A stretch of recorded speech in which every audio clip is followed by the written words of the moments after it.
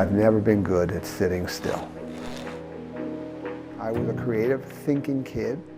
Learning in a book, it just was not something that I was good at. Teachers often said, Jimmy has a comprehension issue. What I learned was they just did not identify.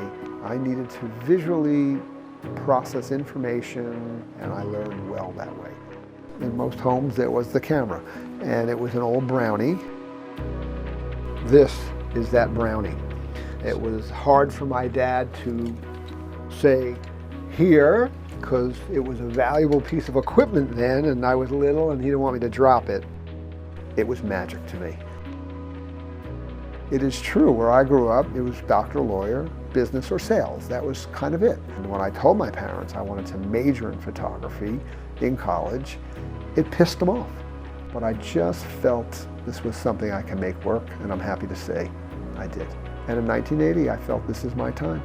So I opened up a studio. I had a couple of clients in my pocket. Scholastic was my first big one. Fisher-Price, Mattel Toys, FAO Schwartz, Condé Nast, Hearst Publishing, to name a few. And then 2007, I was diagnosed with this retinal condition, and I had career-ending eye surgery. I had to shut down my studio. I just was thinking, this is being taken away from me. It was a very, very bitter pill to swallow. You know, this is what my identity was. I'd always thought of myself as a photographer. But you start to build off that, and you realize that you're not just a photographer, you're a business owner, entrepreneur. There's a lot of skills going on. There was more substance to me than just being a guy taking pictures. I leveraged that.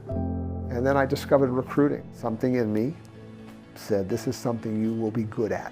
I'm empathetic. I know how to get in someone's head. I can talk. I'll listen. I'll process well. And I'm able to help. And one day, one of these creatives I was working with said, this was a great thing for me. You're like a job search therapist. And that triggered in my head. And I went home that night and I bought the URL Job Search Therapy, and I decided I was going to have this little sort of boutique industry of career coaching, recruiting. I had a few clients. Most of us are on that organic path where it's a bit of a zig and a zag, and it may take longer, but you get there. I lived that. Hey Vincent, how you doing today? Everything good? So I got your revised resume, and way, way better, much improved, but there's still a few things. What I've learned from all of that is a very simple philosophy, and that is 2 and 2 is 4, but so is 3 and 1. Doesn't matter how you get to 4, get there. And I play a big role as a career coach in not just career development, but it's life development. And I take that seriously. So I draw a lot on my experience. I like when students or faculty that I work with ask me about my backstory. I take a lot of pride in telling that story because it's survival. And you build, build, build, and then you find a sense of direction, and that's what it's about.